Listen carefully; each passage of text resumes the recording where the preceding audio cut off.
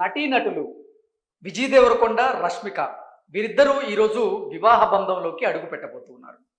రాజస్థాన్లోని ఉదయ్పూర్లో వీరిద్దరూ ఈరోజు అంగరంగ వైభవంగా వివాహం చేసుకోబోతూ ఉన్నారు. రెండు సాంప్రదాయ పద్ధతుల్లో, హిందూ సాంప్రదాయ పద్ధతిలోను అలాగే కడువ సాంప్రదాయ పద్ధతిలో కూడా వీరిద్దరూ ఒకే రోజు 2 సార్లు వివాహం చేసుకోబోతూ ఉన్నారు. ఈరోజు ఉదయం హిందూ సాంప్రదాయ పద్ధతిలో ఒకసారి వివాహం చేసుకుంటారు. ఆ తరువాత సాయంత్రం 4 గంటలకి మళ్ళీ కడువ సాంప్రదాయ పద్ధతిలో వీరిద్దరూ వివాహం చేసుకోబోతూ ఉన్నారు.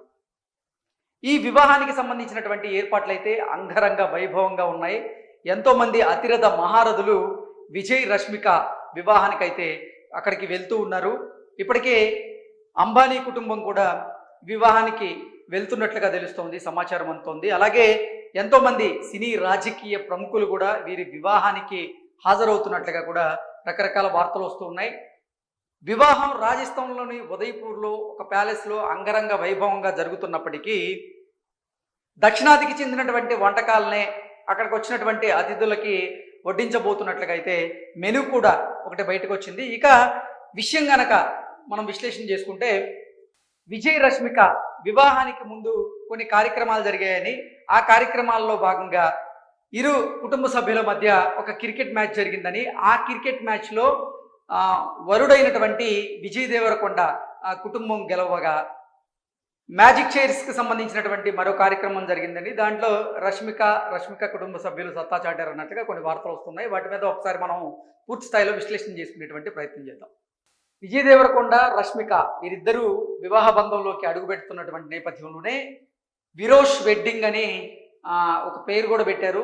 ఈ విరోష్ వెడ్డింగ్ ముచ్చట్లు కనుక మనం ఒకసారి చూసుకున్నట్లయితే ఈరోజు ఉదయం 10 గంటల 10 నిమిషాలకి ఉదయ్పూర్లోని హిందూ సాంప్రదాయం ప్రకారంగా విజయ్ దేవరకొండ, రష్మిక వీరిద్దరూ వివాహం చేసుకోబోతున్నారు. అలాగే సాయంత్రం 4 గంటల 30 నిమిషాలకి కొడవ పద్ధతిలో మరోసారి వీరు వివాహం చేసుకునేటువంటి అవకాశం అయితే ఉంది.